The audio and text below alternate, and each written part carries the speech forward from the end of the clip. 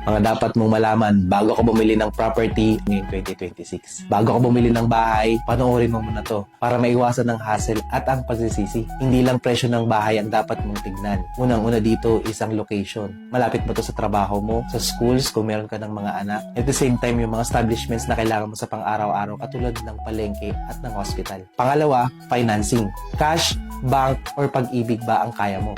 Pangatlo, total cost, reservation fee, down payment, and closing fees pa.